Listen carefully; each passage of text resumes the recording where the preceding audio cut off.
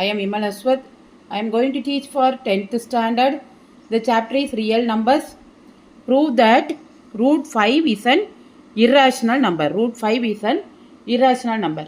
So, to prove root 5 is an irrational number, we follow the contradiction method. That is, first we have to assume root 5 is an rational number. Then we get the contradiction. Then we have to assume that root 5 is an irrational number. So, first root 5 is an, suppose root 5 is an rational number. Root 5 is an rational number. Assume that. Assume. Root 5 is a rational number. So, now root 5 equal to, we can write root 5 equal to a by b. Where a and b are co-prime numbers.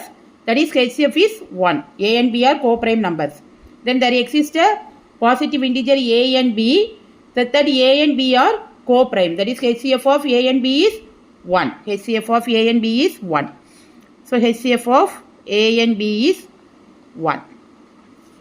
Now, root 5 equal to a by b. So, squaring on both sides, what you get is 5 equal to a square by b square.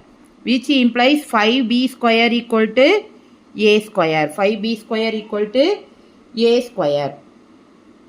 So, 5 divides a square. From this, we can say that 5 divides a square. Then, by theorem, we say that 5 divides a. 5 divides a. So, we can write a equal to multiply of 5 into c. Then, c is a positive integer. C is a positive integer. Multiply of c. So, a equal to 5c. A equal to 5c. So, here from this, here we can take it as it is 1.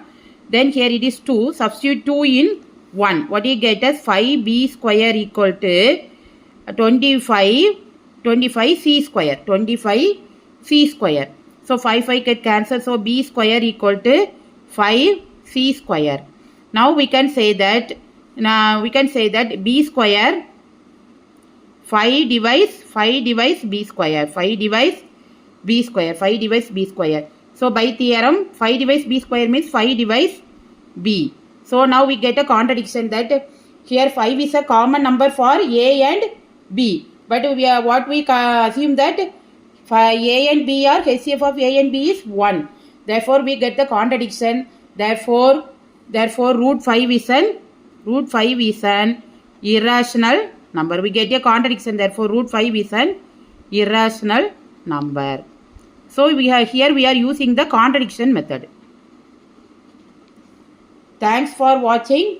Please like, comment and subscribe.